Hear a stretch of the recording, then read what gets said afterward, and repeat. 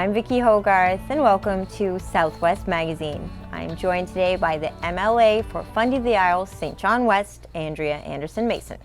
Thank you so much for being here today, Andrea. Thank you so much for having me. I gotta tell you, I always appreciate being on your show and having the opportunity to be here, because one of the things that's most important to me in this elected position is being able to communicate with the public. When I ran for office, I wanted to make sure that I tried to be in touch with the community as I possibly could, but I understood after I got elected that that's actually easier said than done.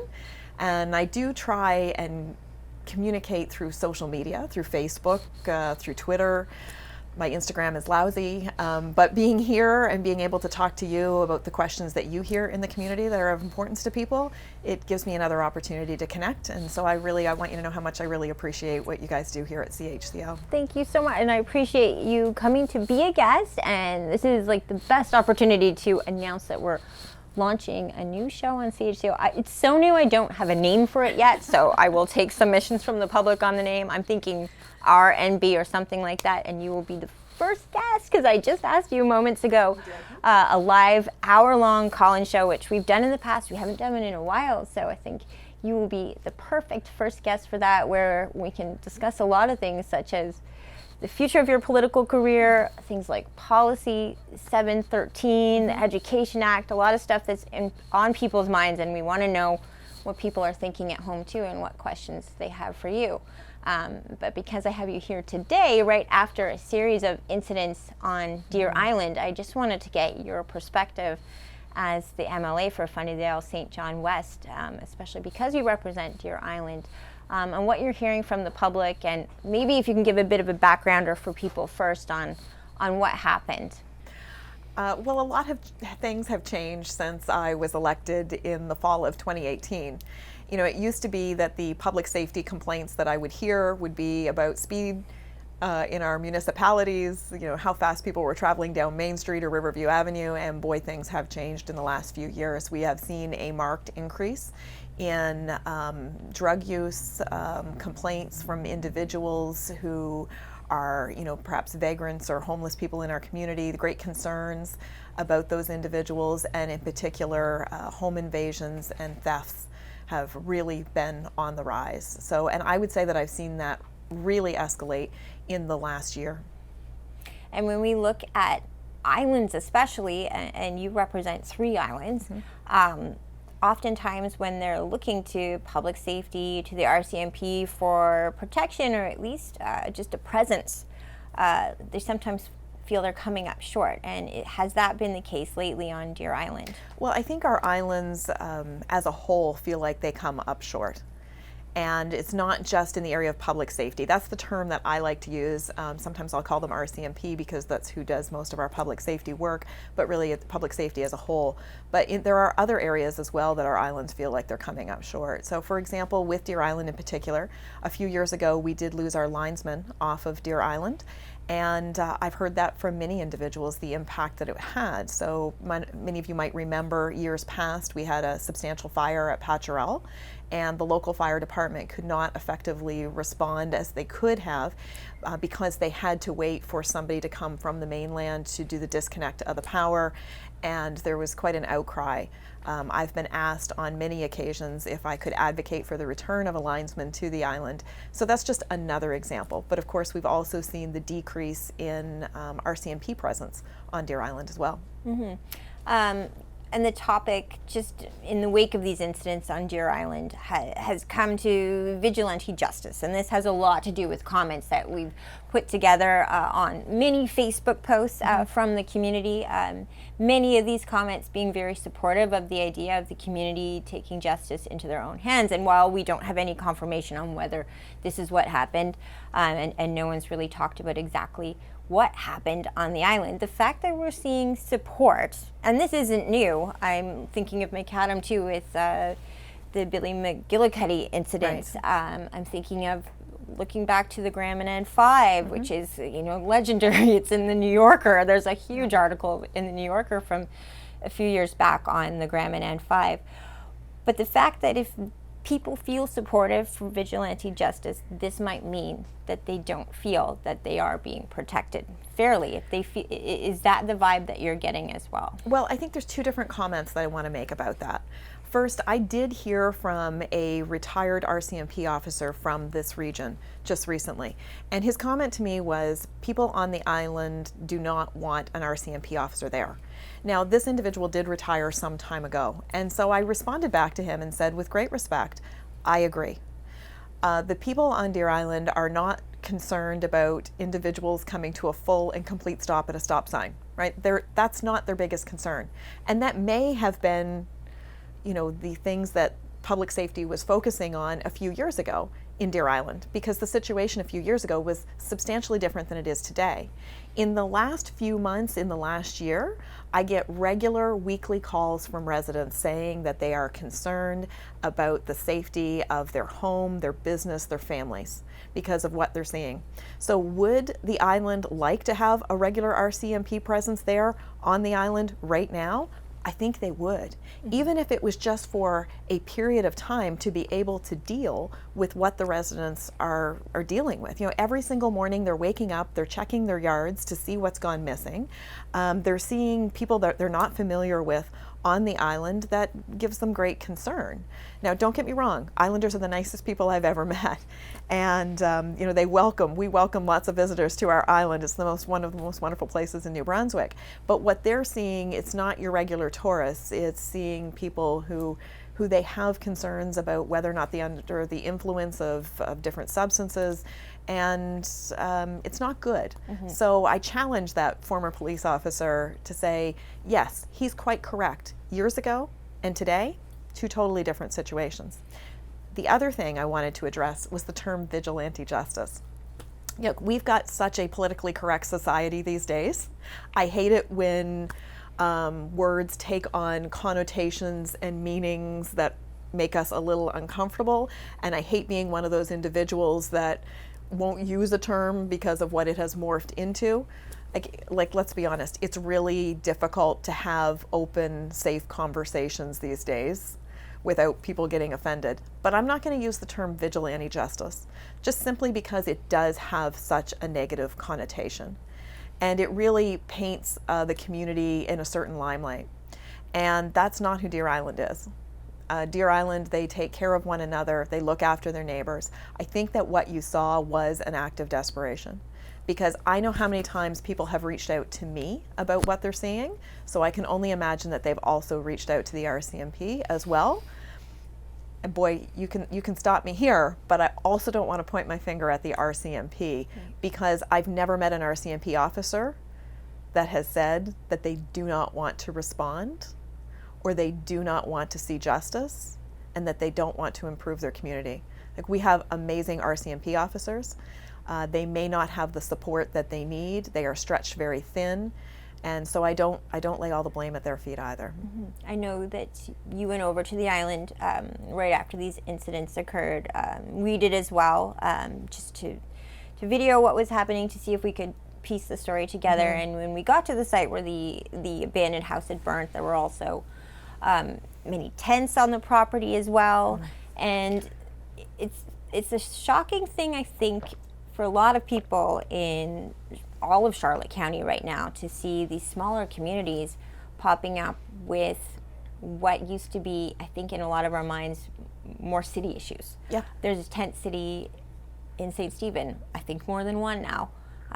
We've seen it, St. George is dealing with it as well, and that was a bit of a shocker to me, to see this property on Deer Island dealing with those issues as well. So obviously the issues it's more complicated. There's not just one thing to look at right now. There's so many things going on. Yeah, you're absolutely right. And so even think back a few years ago, my husband and I talk about this all the time. You know, if the first time he and I were ever exposed to homelessness, I remember the first time I saw a homeless person, I traveled to Washington, D.C., and I was shocked at what I saw, because here I was raised in small town New Brunswick. I went to Fredericton, I went to St. John, I went to Moncton, I didn't see it. And in the last few years, any intersection that you go to in St. John, you see it. When you're driving through the city, St. John, Fredericton, or Moncton, you see the tent cities. And that's only happened from my recollection, in the last few years. That's not to say that homelessness didn't exist, but now it is on such a magnitude that you can't unsee it, you can't not see it. And so not only is it in our urban centers, now it's creeping into our rural communities. And I think that we have to be really cognizant of how we deal with it. So I did hear individuals in my area talk about the services that we should probably start offering in St. George and some of the surrounding areas. And I think that that's a good idea in theory, but we have to make sure that when we put those supports in place, that we have the full wraparound supports. It's more than just giving individuals a safe place to sleep, a warm place to sleep. We have to make sure we have all those wraparound services. Because I know that St. Stephen isn't in your riding, but we're seeing in the wake of what was the winter warming station, the responses from the community, and they're all over the board. And I think the one that I've been listening to lately is hearing from the business community. Yes. What exactly is going on for them? Because oftentimes that's so much of the heart of the community, or those small businesses that make those meeting places for all of us. And when those businesses are exacerbated by what's going on, the threat of losing them means losing a part of our identity and who we all are. Are you seeing that in your riding? Are you hearing from small business owners that feel frustrated by the multitude of issues going on right now?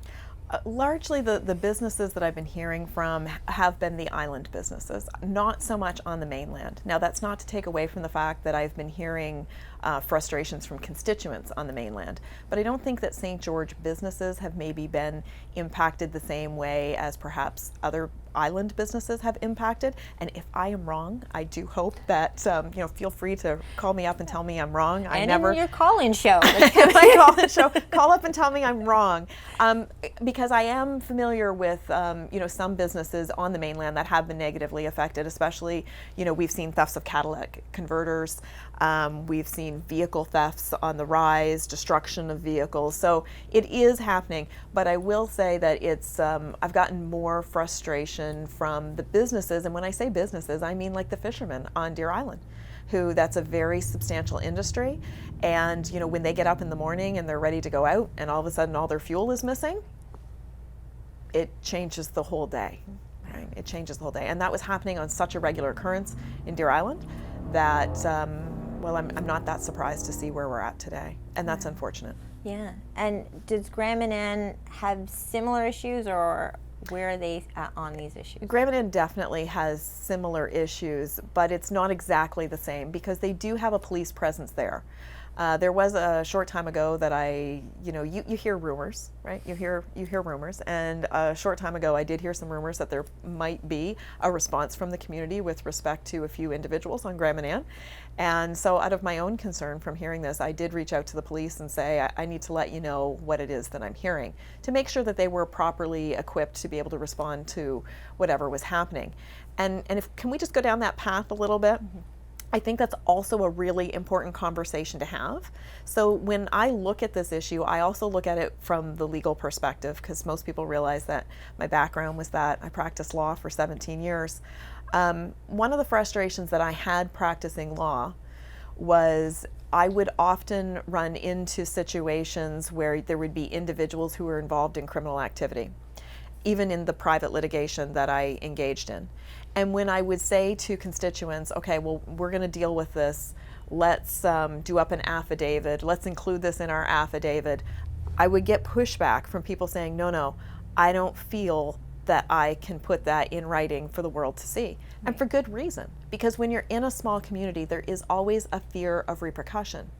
But somehow we have to hit that good balance where citizens will speak up, because the police, in order for them to properly do their job, they need solid evidentiary information to be able to act on it.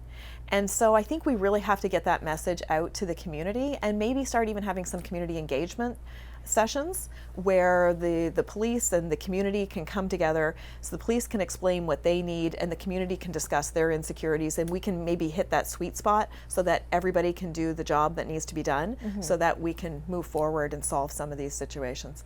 I was at the RSC 10 meeting with the RCMP, and all the mayors from across our RSC 10 area were there. And one of the main things they wanted to focus on for goals for the RCMP for the following year was a focus on repeat offenders. But I'm wondering from your perspective,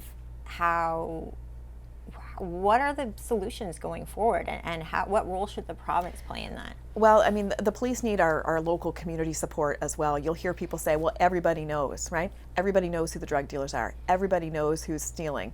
Well, a police officer can't go to court and say, my evidence is everybody knows, right? So it's not just the province, it's not just the police, it's also the community as well. It's a significant partnership in order to make this work. I do think the province is stepping up.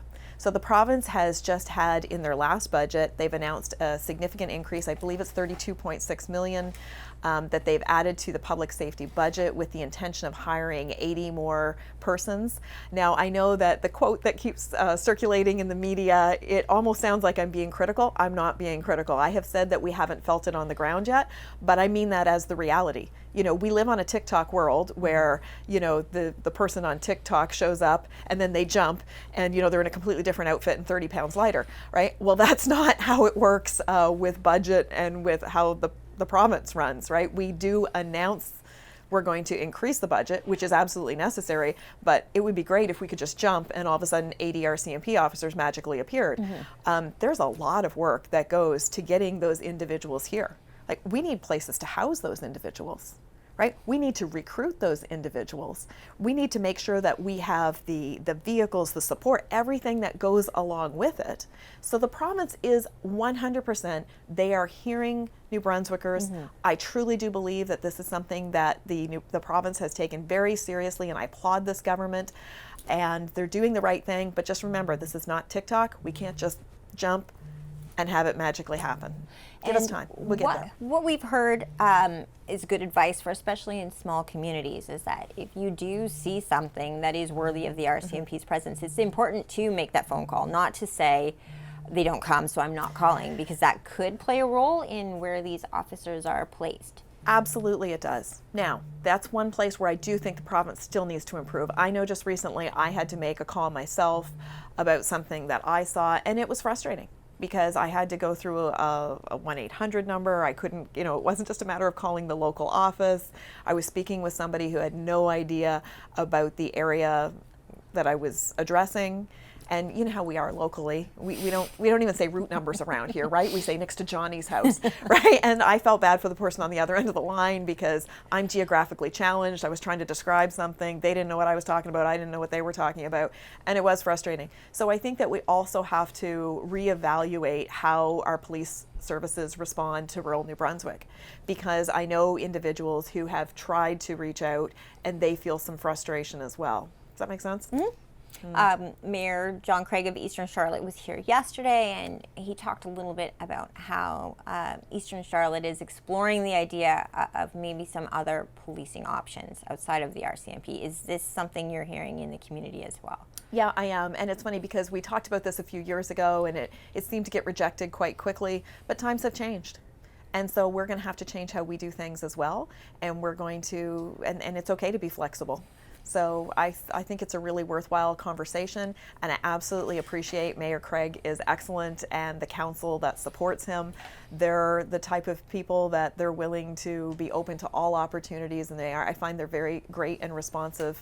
All of my communities are that way. I serve the greatest area in the province for sure. So. We've been talking a little bit about island life and the challenges, the extra challenges they have when there are issues that we're facing here on the mainland. It can be worse on the island, and one of those that you spoke about this week, we were at a stamp launch. Scramming in 5 is on a new Canadian stamp, but you made a very poignant speech where you mentioned it's great to be on a stamp, but we're also missing some other services here, and one of those is an air ambulance service over on the island.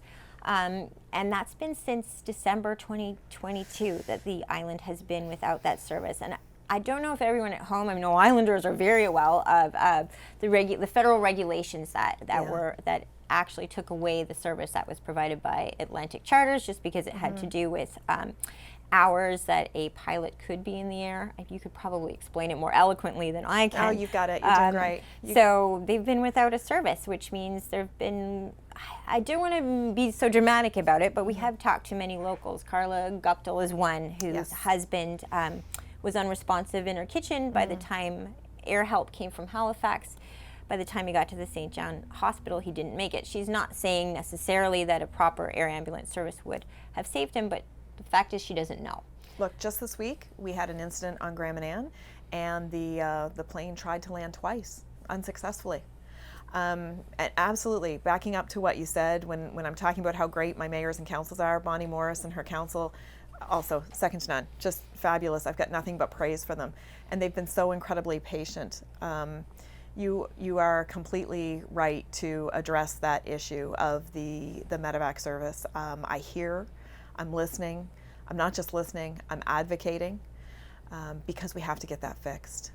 We can say that it was in December that when service stopped, but we knew long before that this was the direction that we were heading in.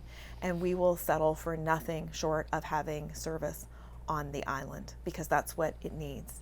And I feel like I do have to keep explaining to Fredericton, like perhaps they breathed a little sigh of relief when winter was over because it meant the conditions on the island might be better, but it's not. You know, summer season means it's fog season, right? So we may be out of the snow and the rain and the freezing rain, but we're moving into fog. We have to restore Medevac service to Graham and Ann. It is high priority. It is constantly on my mind. It's actually it's a heavy thing for me. If there was an accident, if there was Vigilante Justice, we've got to make sure that island is supported. And I always say this to Mira Morse when I see her, that I hate that I sometimes end up doing a news story with Graham and Ann because it is further for us to reach. You know, and it's something like the air ambulance service. I don't focus on what's so amazing about our islands in a news story often. And they really are these incredible places, not only to visit, but for people to have the chance to live. I mean, I think in a different life, I live on Graham and Ann, and I wonder to what degree when we lose services like that we stall a very important population, a population that could grow, and with many vibrant, extremely profitable businesses on those islands. Is that the feeling you get when you talk to people? Oh, absolutely. I mean, I was surprised when I first started working in Fredericton. There seemed to be a bit of an attitude by some of my colleagues that the islands were kind of like the second cousin, right? Or the ones that weren't contributing. But Deer Island and Graham and Ann contribute so much to our provincial economy. It is staggering. And that doesn't mean that that's the reason why they deserve the service. They deserve the service because they're humans, they're residents of New Brunswick. But they certainly should not be viewed as second-class citizens. They go above and beyond.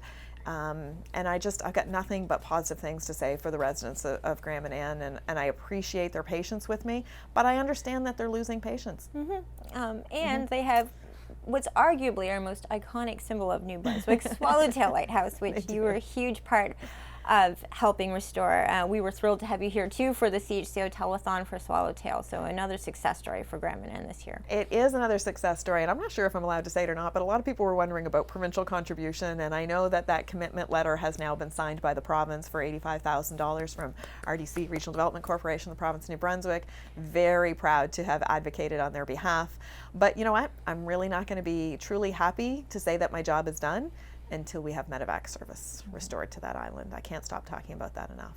Well, I am thrilled to know that you are coming back next week, and we will fill everyone in on Facebook with the details about this live hour-long call-in show with Andrea Anderson-Mason, because I hope people call in.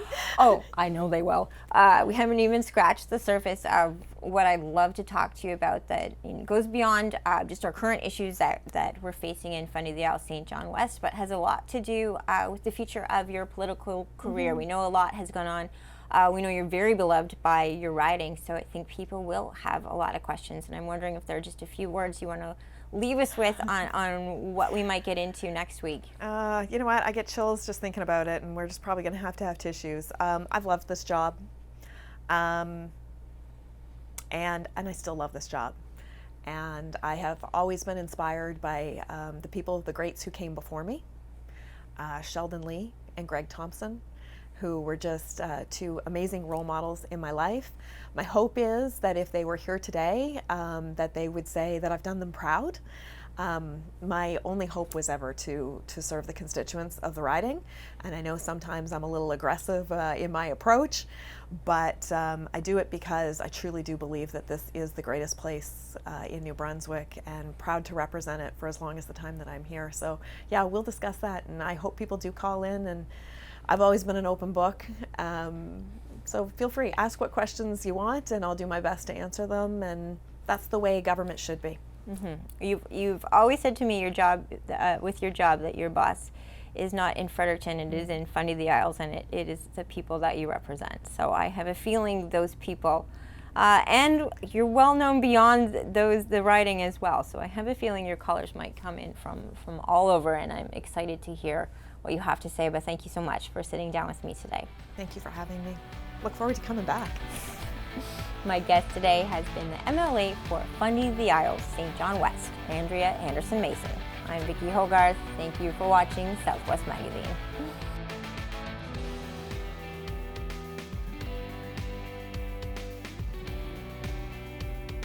Southwest Magazine is a news and public affairs production of CHCO Television.